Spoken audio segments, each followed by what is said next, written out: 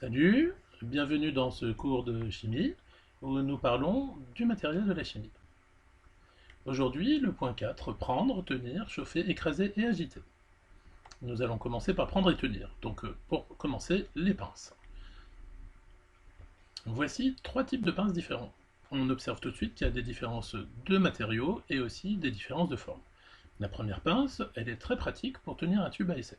Premièrement, elle est en bois, donc le bois c'est un bon matériau pour aller au contact du verre. En effet, la deuxième pince est en métal, et le métal, au contact du verre, il y a des risques premièrement que ça glisse, deuxièmement que ça casse. Ceci dit, cette deuxième pince est équipée d'embouts en plastique ou en caoutchouc qui sont bien pratiques. Par exemple, on peut, grâce à ça, tenir ce bécher. Le contact du plastique et du verre ne pose pas de problème. La troisième pince, non, ce n'est pas une pince à barbecue. Cette forme un peu particulière permet d'attraper ce petit objet qu'on appelle un tais. Ce tais, c'est un petit creuset dans lequel on va pouvoir placer une poudre métallique. Alors voici comment utiliser ces pinces. Alors vous allez me dire, mais pourquoi utiliser une pince alors qu'on pourrait très bien le prendre à la main? Généralement, quand on utilise une pince, c'est que l'objectif, c'est de chauffer. Donc voici l'exemple avec ce tube à essai qui est chauffé sur une flamme.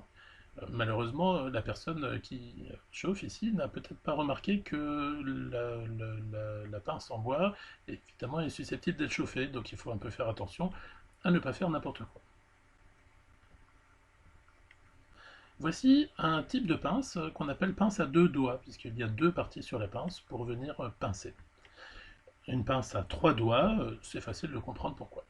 Alors ces pinces que nous observons ici, la différence, c'est qu'on peut difficilement les tenir à la main. Donc elles sont faites pour être utilisées dans un montage.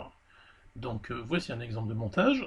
Ok, celui-ci il fait un petit peu peur, mais nous allons voir que c'est pas si compliqué que ça. Alors l'intérêt des montages, c'est qu'on peut laisser les objets en place pour plusieurs jours, voire même plusieurs semaines par exemple, ce qu'on ne peut pas faire quand on tient à la main. Donc pour faire un montage simple, prenons par exemple une pince, il nous faut une potence. La potence, c'est l'objet sur lequel on va fixer l'ensemble des éléments. Donc cette potence est constituée d'une tige, mais le problème c'est que la tige de la pince et la tige de la potence, pour pouvoir les attacher ensemble, il va falloir un objet supplémentaire qu'on appelle une noix. Voici comment fixer la noix sur la tige de la potence. Donc il reste une partie sur la gauche de la noix qui va nous permettre de fixer la pince, comme ceci. Donc voilà un montage qui a été bien fait. Voici un exemple avec une potence, une pince, une noix. Mais on peut parfois, à la place de la pince, placer d'autres choses, comme cet anneau par exemple. Donc dans ce second montage, nous avons une potence, deux anneaux, une pince et trois noix pour fixer l'ensemble. On peut utiliser parfois le bois aussi. Donc ce montage très simple, lui, permet d'avoir deux anneaux fixés sur une potence en bois. C'est pratique par exemple pour faire la filtration. Quand on fait un montage, il arrive fréquemment que tous les objets ne soient pas à la même hauteur. Donc pour résoudre ce problème, comme par exemple ce cristallisoire qui n'est pas posé directement sur la paillasse mais qui est surélevé, on va utiliser une sorte de cric, comme pour changer une roue de voiture. En chimie, ça s'appelle un élévateur, on dit aussi un boy. Alors si on résume l'ensemble, pour faire un montage, nous avons besoin d'une potence, d'une noix, que j'ai dessinée de manière simplifiée ici. On solidarise la pince grâce à la noix, et puis après on met ce qu'on veut sur la pince. Par exemple ici un entonnoir avec un filtre. Et puis pour récupérer le filtrat, on va utiliser un Erlenmeyer qui sera posé sur un élévateur. Donc voilà un montage qui est bien fait. Donc à toi d'apprendre les différents éléments et d'être capable de les dessiner évidemment de manière beaucoup plus simple. Passons maintenant au chauffage. Donc par exemple le chauffage avec le gaz. Pour ça on va utiliser ce qu'on appelle un bec Bunsen. Alors je dis bien Bunsen et pas benzène parce qu'il s'agit d'un chimiste allemand qui s'appelle Robert Bunsen. Curieusement, cet appareil porte son nom alors que c'est pas lui qui l'a inventé, lui il s'est contenté de l'utiliser. Donc c'est plutôt son assistant, Peter Desdegas, qui a amélioré un appareil qui lui-même avait été inventé par Michael Faraday. Faraday c'était un chimiste mais surtout un physicien, qui n'était pas un grand théoricien mais qui par contre était un expérimentateur de génie. Il a inventé beaucoup d'appareils, il était très doué pour ça. Ici, on a un exemple où la postérité a retenu le nom de quelqu'un alors qu'il n'est pas à l'origine de la chose.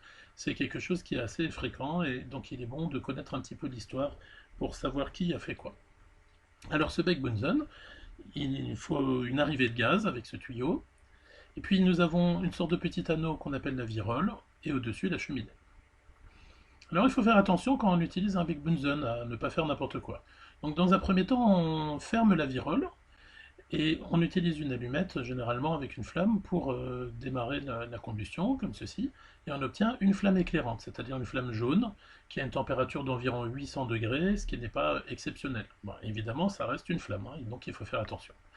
Puis, quand on veut chauffer très fort, on va tourner la virole de manière à ce qu'il y ait une arrivée d'air plus importante, il y aura plus de dioxygène, la combustion se fera mieux, et la flamme va changer, elle va faire un peu du bruit, et on va obtenir une flamme bleue qui est quasiment transparente. Donc elle est plus chaude, à environ 1200 degrés Celsius, et elle est beaucoup plus dangereuse, parce qu'elle est chaude, et aussi parce qu'elle est difficilement visible. Donc on va l'utiliser pour chauffer, et dès qu'on a fini, on tourne la virole pour revenir sur flamme éclairante, et là on voit bien la flamme, et c'est moins dangereux.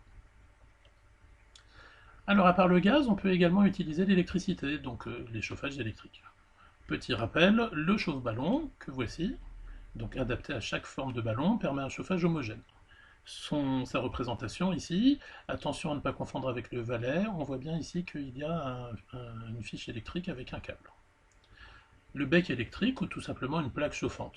Donc ici on chauffe un tube à essai qui est tenu par une pince 3 doigts. Bon, très souvent on utilise plutôt un Becher ou un Erlenmeyer qu'on pose directement dessus, comme sur une plaque électrique classique. Passons maintenant à l'agitation. L'agitation la plus simple se fait à la main avec un agitateur, c'est-à-dire une baguette en verre, une touillette si tu veux.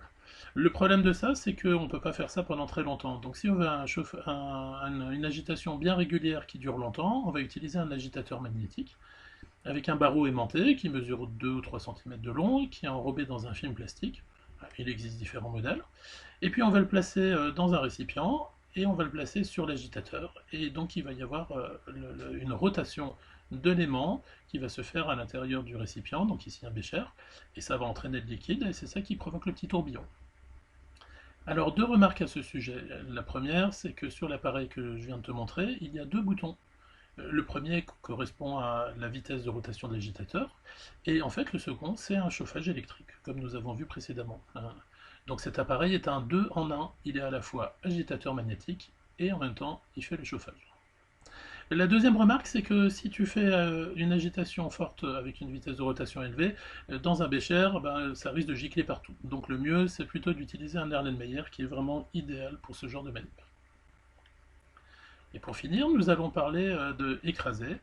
Donc pour cela, pourquoi écraser? Par exemple, quand on a une poudre hygroscopique, c'est-à-dire qui retient l'humidité, par exemple du sel ou du sucre à la maison, si tu as un vieux paquet qui est un peu humide, ça fait des grumeaux, des blocs. Donc à ce moment-là, tu utilises ceci, qui existe aussi à la maison. Bon, généralement, c'est en bois. Au labo de chimie, c'est plutôt en porcelaine. On appelle ça un mortier, que voici, le récipient, et puis le pilon. Et il suffit de broyer ce qu'il y a à l'intérieur. Qu'est-ce que tu fous là, toi? Bon, c'était pour rire, hein, évidemment. Voilà, je crois qu'on a fini pour aujourd'hui. La prochaine fois, nous parlerons de la sécurité et du matériel pour la sécurité. Salut et à bientôt.